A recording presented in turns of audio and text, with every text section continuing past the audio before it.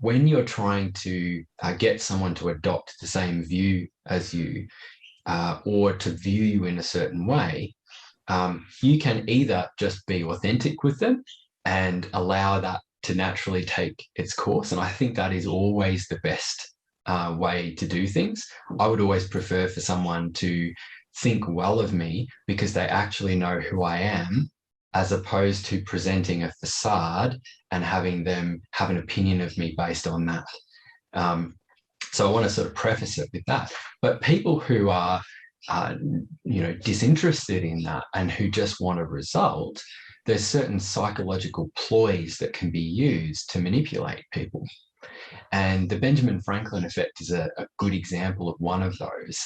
And that's the story behind that's really interesting. So for anyone listening to this, Benjamin Franklin, I'm talking about the polymath and politician, the person who's on the $100 bill over in the US, one of the founding fathers, a really brilliant mind. And the story goes that he had there was a particular enemy that he had made, someone who disliked him, who was an influential person in politics at the time. And Benjamin Franklin really needed this person to be on board for his own ambitions. And what he had learned about this person was that they had a really extensive book collection, a library. And at that time, of course, books much more valuable, much more sought after. And so to have this was a really big thing. And so what Benjamin Franklin did was he actually wrote to this gentleman and requested a particular rare book and asked if he could borrow that book from his library. And he actually borrowed the book, read it, and then he returned the book with a note in it thanking him and admiring, the book. And what then happened, they encountered each other in another setting some time later. And that person then responded to him really favorably and warmly. And they went on to actually develop a friendship and that lasted for many years. And part of the theory behind what happened there is this idea, that's been labelled the Benjamin Franklin effect, and that is that when we do a favour for somebody, we tend to feel more favourable towards them, partly because it creates in us a cognitive dissonance that if we had slightly disliked them beforehand or been suspicious of them, then having done the favour for them creates that uncomfortableness of, why would I do something for someone that I don't really like? And one way that we can resolve that uncomfortable feeling is to then adopt a more favourable view. Perhaps this person is deserving of the favour that I did for them. Perhaps they're actually a better person than I had thought. So nothing may have actually changed about that individual, but we are prone to want to change our view to justify why we acted in the way we did. So even something as simple as pass the salt might make somebody start to view you a little bit more favourably. And that's something that people who are, really master manipulators are quite conscious of. And you will see that sometimes with people, maybe it's a used car salesman. They have these kinds of techniques that they will adopt. And I think that sometimes our politicians also are quite au fait with these sorts of ideas. And so they will get people to do small things for them that essentially act like a favour, and they'll provide praise in response for compliance with those things.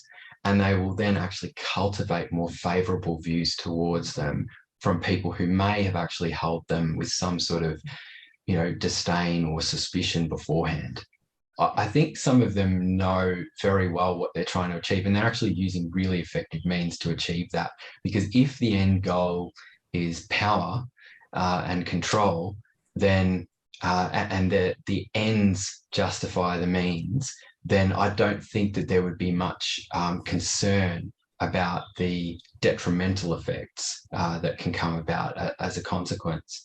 Now, I don't think that's true for everybody, but I certainly think it is true for some that they are, perhaps have more sociopathic or psychopathic tendencies, and there really isn't a consideration about the effect on individuals. It's more just about what can I achieve my end goal with this? Can I increase my power? These kinds of thought crimes that you raised before, it kind of goes back to the idea that we touched on earlier around silencing or cancelling people for holding a certain view or expressing a certain idea.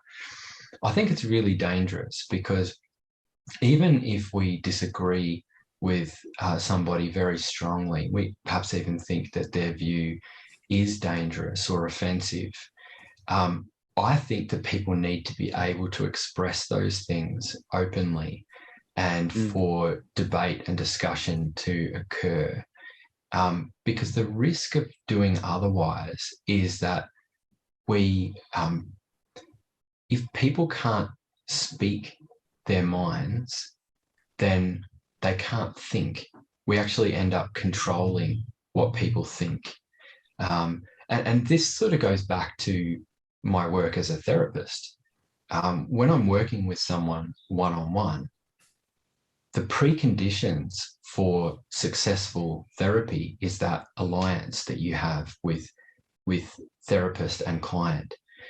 They need to be able to trust you. There needs to be mutual respect. There needs to be a sense of safety that's created. And part of that safety is this idea of non-judgment, positive regard, that even if you say things that I might disagree with, it's okay. It's okay for you to say those things. I'm not going to judge you. I'm not going to silence you. Let's hear it and talk it through. And when you do that, and that person starts talking through these things, perhaps it's even things they're very disturbed by themselves that they're expressing. And certainly that's true for some of the offenders that I've worked with over time. They suffer from really disturbed sort of thoughts. When you create that environment where it's okay to talk about them, they start to actually change their own thinking as they talk them through. You start to see shifts as they connect the dots. And so being able to speak freely means that they can then think and formulate their thinking and change their thinking. When we silence people and we say it's unacceptable to say a particular thing or to think a certain thing or question something, we limit that. And I think that's a dangerous precedent to set more broadly in our society. I would like to see much more open debate and the encouragement of questions and different ideas. And by all means, refute it with evidence and sound reason and logic, but do it in a way that allows that person to come on board, and not a way that just belittles and makes them feel puny and silly, because you never get someone on board like that. If you genuinely want to change someone's view, then you need to treat them with respect.